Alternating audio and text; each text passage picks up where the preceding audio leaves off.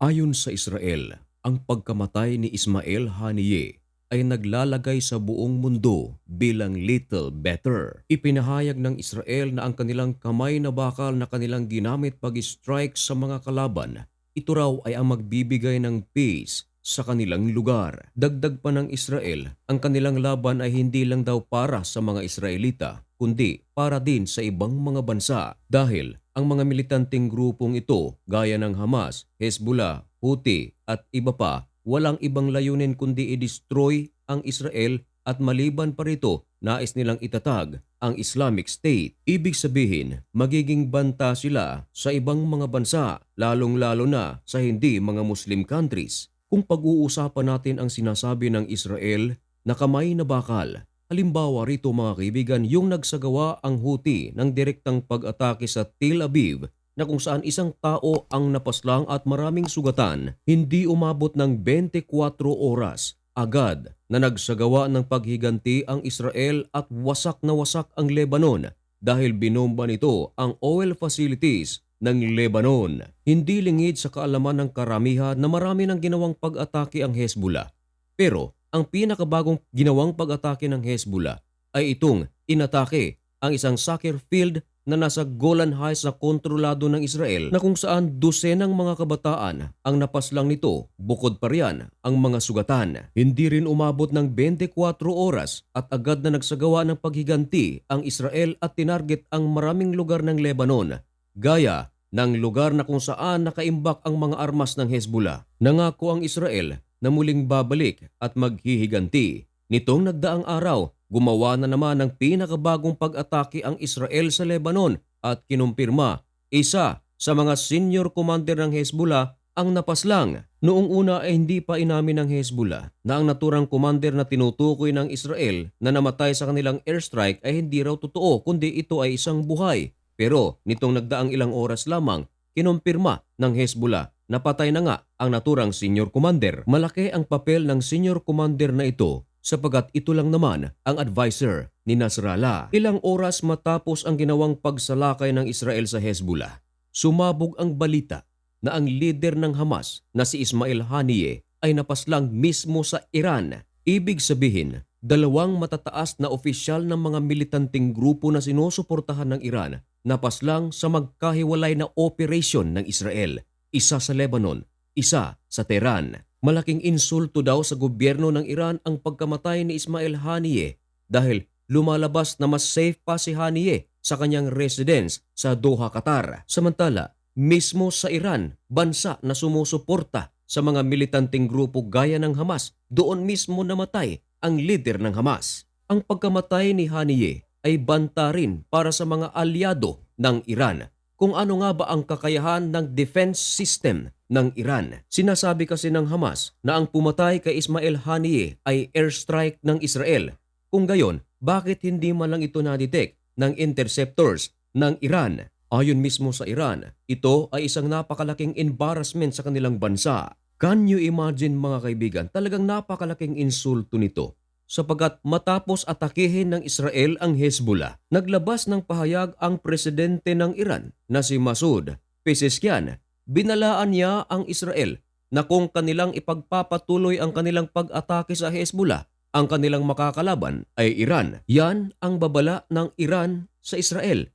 Pero matapos lamang ang ilang oras, si Haniyeh namatay sa kanilang bansa at pinagbintangan ang Israel. Ibig sabihin, matapos na nagbabala ang Iran sa Israel sa kanilang pagpasok sa Hezbollah, sila ngayon ang mismong pinasok ng Israel. Talagang walang kinakatakutan ang Israel. Ayon kay Benjamin Netanyahu, it is time to clean the world with its filth.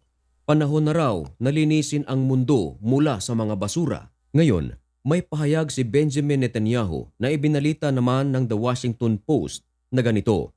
Israeli Prime Minister Benjamin Netanyahu said Wednesday that Israel has dealt crushing blows to Hezbollah and Hamas. Ayan, ano naman ang meron dito? Ganito kasi mga kaibigan, inakusahan ng Iran ang Israel na sila ang may kagagawan sa pagpatay kay Ismael Haniyeh. May mga pahayag ang Israel na hindi nila inamin ang naturang pagkamatay ni Haniyeh. Pero sa mga pahayag ni Benjamin Netanyahu, sinabi niya na crushing blows to Hezbollah and Hamas. Lumalabas na kahit walang direktang pag-amin ang Israel tungkol sa nangyari kay Haniyeh sa kanyang pagsabi na crushing blows to Hezbollah and Hamas, para na ring inamin ni Benjamin Netanyahu na meron silang kinalaman sa pagkamatay ni Haniyeh. At isa pa sa mga pahayag ni Benjamin Netanyahu na nag-viral, sinabi niya na it is time to clean the world with filth.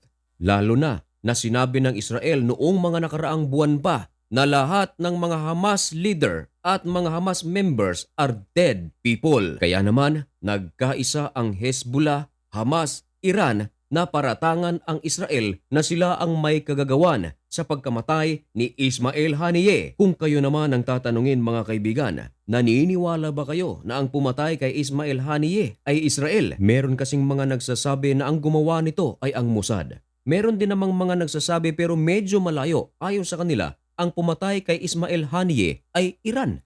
Pero napakalayo nito sapagat mismong ang Iran ang sumusuporta sa Hezbollah at Hamas. Pero naninindigan pa rin ang Israel sa kanilang hindi pag-amin na sila ang may kagagawan sa pagkamatay ni Ismael Haniyeh. Ibinalita ng CNA na nagpaliwanag si Benjamin Netanyahu mga 5 minutes ang kanyang interview na ang kanyang tinutukoy na crushing blows to all our enemies ay hindi niya raw pinatutungkulan ang pagkamatay ni Ismael Haniyeh, kundi ang pagkamatay ng Hezbollah leader na si Fuad Shork sa South Beirut. Sa kanyang interview, hindi niya isinama ang pagkamatay ni Ismael Haniyeh, pero positibo ang Iran, ang Hamas sa kanilang pang-aakusa sa Israel. Maaaring talagang Israel ang may kagagawa nito, pero hindi nila ito inamin. Maaari din na ang hindi pag-amin ng Israel ay kanilang ipinadadama sa Hezbollah ang kanilang ginawa. Kasi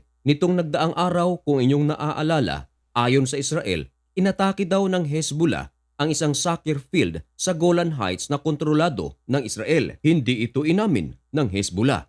Kaya tila ipinadadama ng Israel sa Hezbollah ang kanilang ginawa. Hindi rin umaamin ngayon ang Israel sa kanilang pagpaslang kay Haniyeh. Maaaring hindi nga talaga Israel ang nagpaslang kay Ismael Haniyeh, pero napakalaki rin ang possibility na talagang Israel ang may kagagawa nito dahil matagal na nilang hinahunting ang mga leader ng Hamas, kasama nga itong si Ismael Haniyeh at si Yahya Sinwar. Pero sinabi ni Benjamin Netanyahu na para mahinto na ang gera sa Gaza, kinakailangang i-eliminate ang Hamas leader at thousands of members nito. Samantala, nagsalita na ang anak ni Ismael Haniyeh na si Abdul Salam Haniyeh at nagbanta pa sa Israel.